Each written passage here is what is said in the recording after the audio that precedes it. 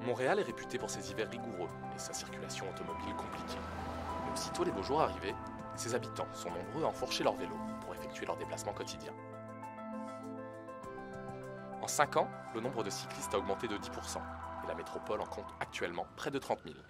Cette évolution est suivie de près par Vélo Québec, un organisme à but non lucratif qui œuvre depuis plus de 40 ans pour encourager ce moyen de transport écologique. Suzanne Larreau, présidente directrice générale de Vélo Québec, fait l'état des lieux des aménagements montréalais. Quand la Ville de Montréal a adopté son plan de transport en 2008, la Ville de Montréal avait déjà à ce moment-là environ 400 km de pistes cyclables et voulait doubler ça, donc l'amener à 800 km de pistes cyclables en 5 à 7 ans. Donc, vers 2015 à peu près, on devrait avoir 800 km à Montréal, oui. D'accord, parce que les pistes actuelles, vous les trouvez bien réparties, utiles? Vous savez, le réseau cyclable montréalais a plus de 25 ans. Donc, ça fait un moment qu'on a bâti ça. Il y a des pistes qui sont maintenant qui sont plus adéquates, qui doivent être refaites, et il y en a d'autres qui doivent être carrément développées. Et on a beaucoup travaillé le réseau de loisirs, parce que c'était ça il y a 30 ans. Mais maintenant, les gens souhaitent se déplacer à vélo, souhaitent aller travailler à vélo, aller faire des courses, sortir le soir. Et donc, ça prend un autre type d'aménagement qui va vraiment relier les points centraux d'une ville. Et c'est là que Montréal travaille en ce moment, c'est vraiment à agrandir son réseau utilitaire. Donc, il reste encore du travail à faire, mais c'est un travail qui se fait chaque année. Et c'est là-dessus qu'il faut continuer à miser. La ville de Montréal réalise peu à peu l'importance que prend le vélo dans le quotidien de ses habitants. Et depuis 3 ans, elle a construit 130 km de pistes supplémentaires. Il reste encore 270 km de voies réservées à mettre en place d'ici 2015. D'autre part, le plan de transport de la ville de Montréal comprend le projet pilote du SAS Vélo, qui sera installé au coin des rues Milton et University. Les cyclistes y profiteront d'une intersection aménagée, leur laissant un espace devant les voitures, afin qu'ils puissent tourner au feu en toute sécurité. Julie fait partie des 53% de cyclistes montréalais dits utilitaires. Chaque jour, elle pédale près d'1h30 pour se rendre à ses cours et pour rentrer chez elle. Comme de nombreux autres utilisateurs de vélo, elle s'impatiente de voir le réseau de pistes cyclables étendu et sécurisé. Les belles pistes bien aménagées, sécuritaires, c'est surtout des pistes de touristes, là. Où les touristes ils vont se promener sur ces pistes-là, le bord du canal La Chine ou dans les parcs. Dans les rues, c'est vrai qu'ils sont un peu moins aménagés. Il y en a des principales qui sont vraiment pratiques, mais pour l'instant, je peux n'en nommer que 2, 3 maximum. Mais sinon, c'est beaucoup touristique, oui, c'est vrai. Et si on veut encourager les gens à aller travailler à vélo et diminuer les voitures dans le centre-ville, admettons, c'est vrai qu'il faudrait aménager plus de belles pistes cyclables, séparer des voitures, sécuritaires, autant pour les cyclistes que pour les automobilistes, dans les rues du centre-ville. Ça peut déplaire aux automobilistes, mais en même temps, je crois que les deux peuvent vivre ensemble. Il y a déjà beaucoup de villes dans le monde qui le font, donc pourquoi pas Montréal? La business, c'est pas le vélo. C'est quelqu'un qui travaille avec son camion, quelqu'un qui travaille avec sa voiture. Il faut qu'il y ait de la place lui aussi. Le vélo, pour moi, c'est une détente. Je sais bien qu'aujourd'hui, je vous disais à l'emploi ici hier qu'il y avait, je pense, 400. Je ne me souviens plus de combien il y avait de vélos là, qui se promenaient sur Brébeuf, qui descendaient au centre-ville hier. J'étais bien surpris de voir qu'il y avait tant de personnes, mais c'est un endroit qui ont une place pour le faire. En fait, chaque jour d'été, 7000 personnes emploient la piste cyclable de la rue Brébeuf. C'est 490 cyclistes qui, chaque heure, se déplacent sur cet axe nord-sud. C'est avec Maisonneuve la voie la plus utilisée dans la métropole. Aux heures de pointe, le matin et le soir, il y a même des embouteillages à certaines intersections. Cet achalandage peut créer des frustrations chez les cyclistes, et certains sont ainsi tentés d'utiliser d'autres voies, moins sûres, sans prendre plus de précautions. Pourtant, selon la SAAQ, la Société de l'assurance automobile du Québec, la négligence du cycliste représente la première cause des accidents mortels. Je crois que le plus gros danger, c'est vraiment le manque le manque de civisme. Je ne blâme pas juste les conducteurs de voitures ici. Il y a beaucoup de cyclistes aussi qui ne sont pas au courant des règles, qui roulent en sens inverse, qui ne portent même pas leur casque, qui ne suivent pas les lumières ni les stops.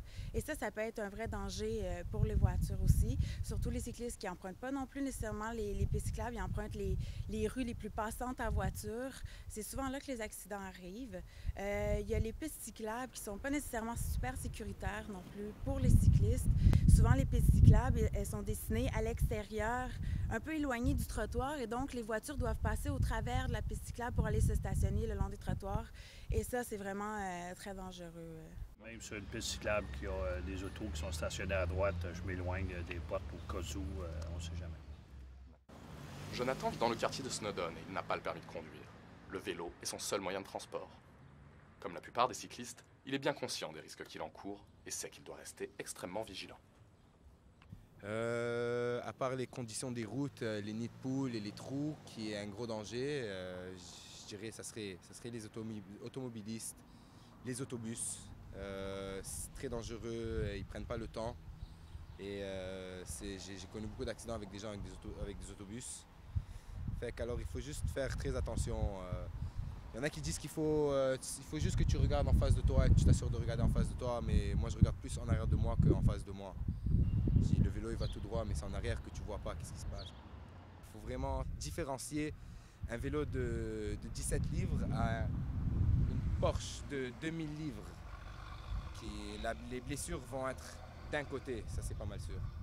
Vous avez déjà eu un accident à vélo? Oui.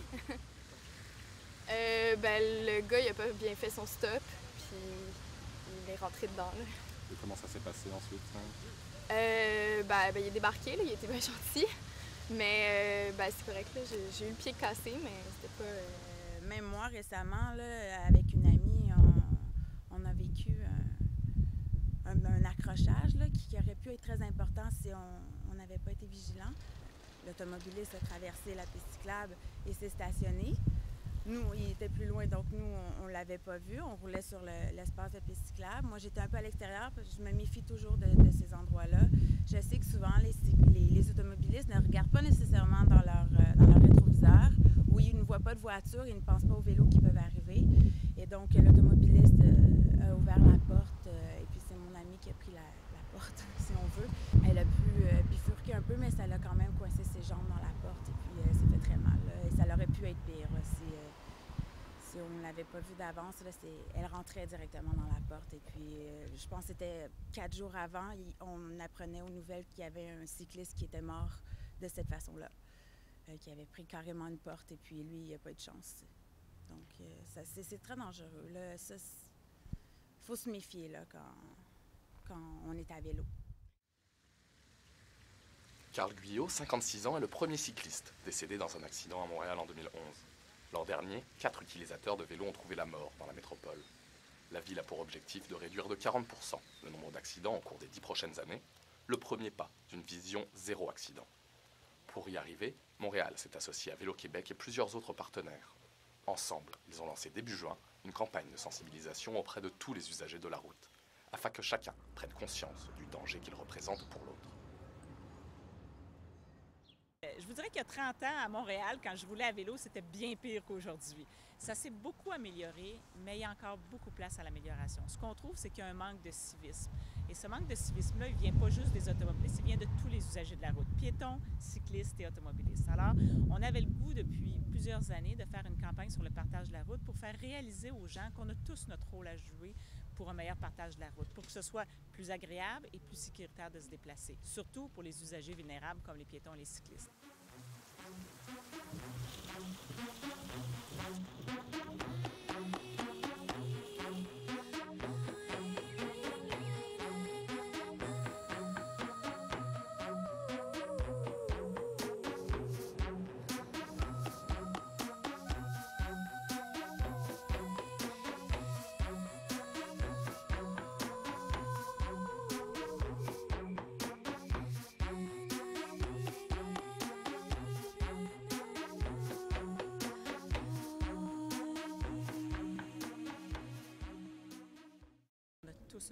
jouer là-dedans. Arrêtons de dire que c'est la faute de l'autre et commençons par se regarder soi pour dire est-ce que j'ai fait tout ce qu'il fallait pour que ce soit correct sur la route.